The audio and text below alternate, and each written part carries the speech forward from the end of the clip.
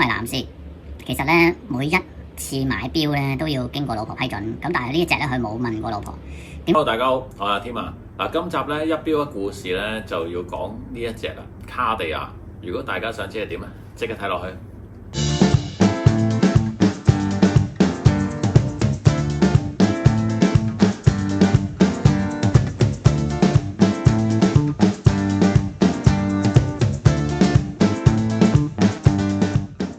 咁今日咧講卡地亞啦，咁啊呢一款啦，大家平時都睇咗封面啦，頭先好，咁啊而家咧即刻開箱俾大家睇。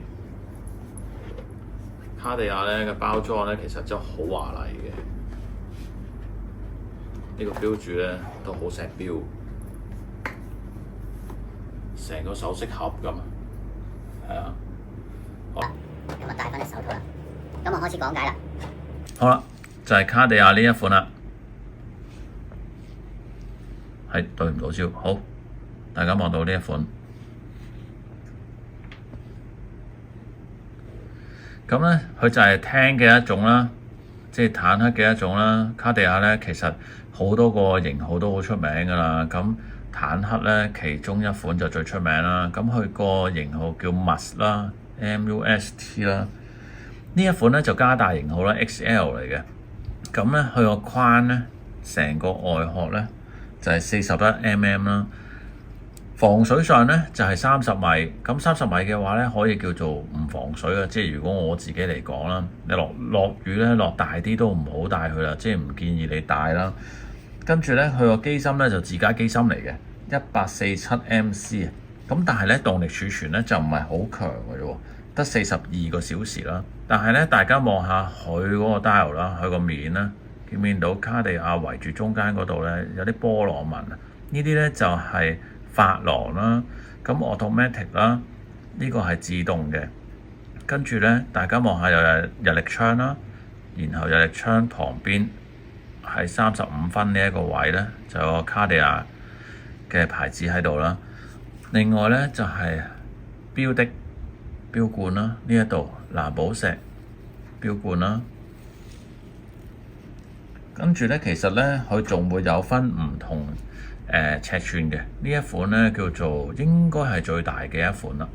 咁錶主咧就係都係男士嚟嘅，咁佢就比較貪心啲啦，即係佢同我講，佢就話咧佢自己點解要買呢隻錶咧？因為佢從來冇試過有方形啦或者長方形嘅錶。咁佢好想買一隻，咁佢有揀過嘅，中間就係咧係覺得長方形嘅話，可能係Fabiola 啦，或者係卡地亞啦。咁但係佢覺得咧卡地亞就長青啲。咁但係咧卡地亞裏邊咧亦都會有一啲係Santos 啦，Santos 啦咁嘅錶啦。但係 Santos 咧，咁佢覺得佢就嗰啲釘咧就唔夠斯文。點解佢要揀隻咁斯文嘅錶咧？因為佢不嬲戴開好多運動型嘅錶，佢想揀一款咧就比較斯文啲，但係咧中意鋼帶嘅。咁佢運動型嘅錶主啦，即係我呢個朋友去玩滑浪啊嗰樣嘢，但係我都覺得奇怪嘅，點解你會買呢一款咧？咁佢就話咧呢款咧可以同佢太太咧交換一齊戴嘅。另外咧就係藍鋼指針啊！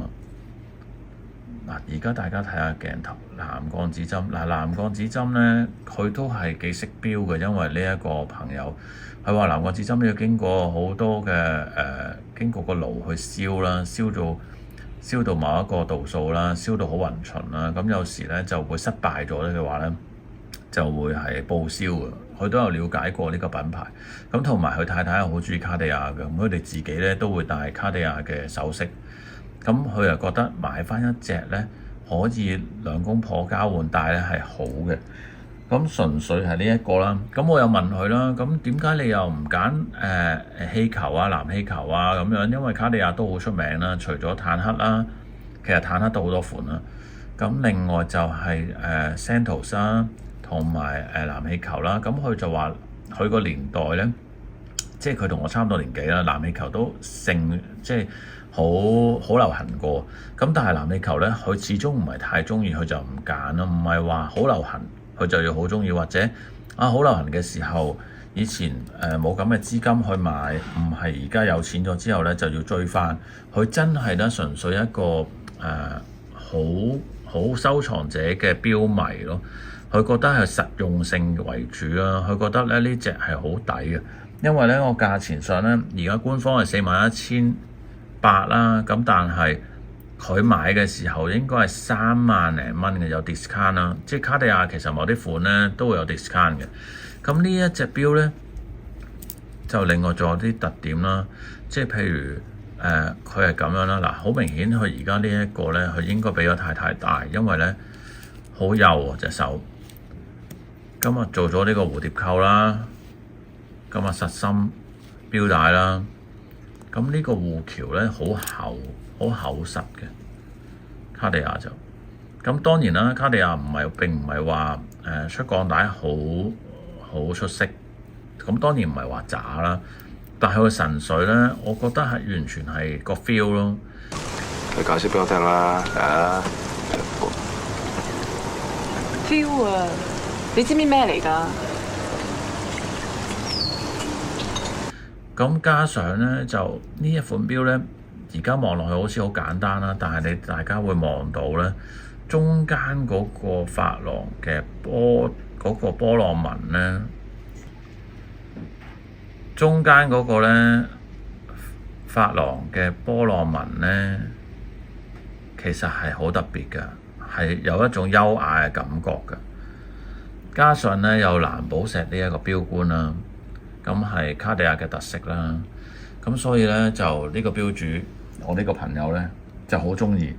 咁但係佢仲有個趣事要講俾我聽，佢話咧其實佢冇乜點戴過，佢就話俾我知啦，即係佢話身為男士，其實咧每一次買錶咧都要經過老婆批准，咁但係呢一隻咧佢冇問過老婆。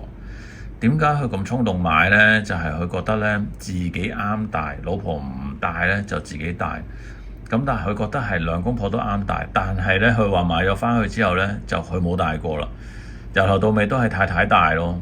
咁我都覺得 OK 嘅。咁我話咦，咁但係呢一款錶咧其實係男裝嚟嘅喎。咁佢就話啱啊，因為咧佢係運動型啊嘛，佢不嬲戴開大隻啲嘅。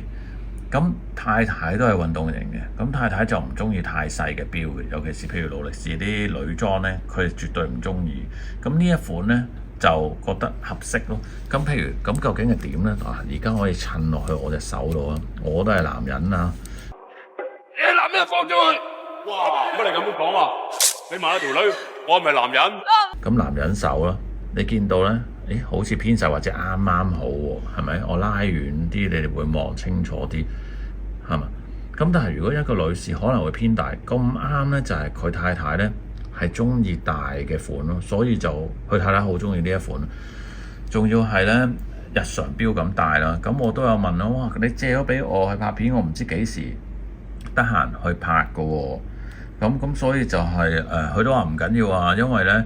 佢太太又唔想出鏡啦，太太講咗呢堆優點啦，佢就話好正啦，羅馬字啊，好優雅啦，本身已經好中意呢個品牌啦，尤其是係錶嘅話咧，佢更加 OK， 加上佢覺得如果可以同先生交換戴咧，係覺得物有所值啦，同埋仲有一樣嘢咧，仲有個特點喎，而家咧呢一種新款咧係有個快拆帶功能喎。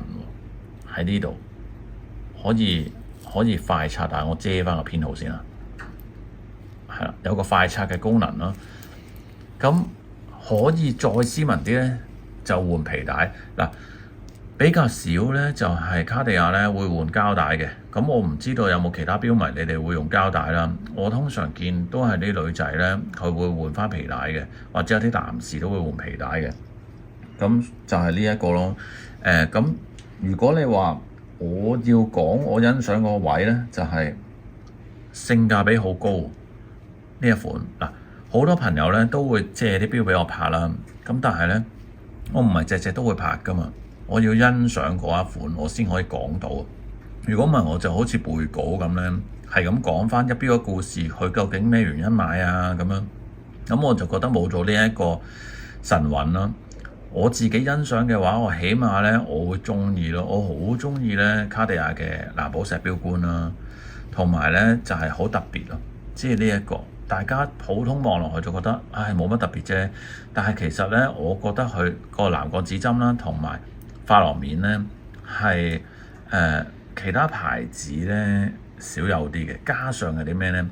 性價比好高，我覺得就算正價都係4萬零蚊。咁當然啦，通常都會有少少 discount 嘅。如果你去翻卡地亞嘅專門店，即係我經驗啦，唔代表係任何款啦。跟住呢，呢啲就係我欣賞嘅嘢啦。咁同埋有個易拆嘅功能啦，我覺得好正啦。咁襯西裝嘅話呢，襯翻皮帶就係好方便啦，唔需要自己要用螺絲批或者出去求人啊，或者揾標鋪啦。好啦，至於有冇啲咩不足嘅地方呢？我可以話冇喎呢一隻，基本上呢，係我自己係可能偏向咗呢個優雅嘅品牌啦。咁但係呢，如果你大眾嘅話，有冇不足呢？我覺得會有少少不足，就係呢，你係唔中意長方形嘅錶咯，咁你就會覺得我完全唔中意佢噶啦。基本上，咁但係如果你話啊，我本身中意開圓形嘅，又未必中意卡地亞嗰啲圓形款喎，咁所以呢一個可能係有啲極端嘅。咁喺我嚟講就唔叫缺點，係亦都唔叫不足，我係非常之欣賞呢隻錶嘅。咁如果有貴金屬版呢，就個價錢呢會更加貴啲，就可能冇個性價比，冇咗嗰個優點。好啦，大家再望多次呢一款錶。咁今日呢嘅分享呢就講到呢度啦。下集究竟我講邊一隻呢？大家記得密切留意住我。下集再見，拜拜。記得訂閱、讚好、分享同埋留言啊！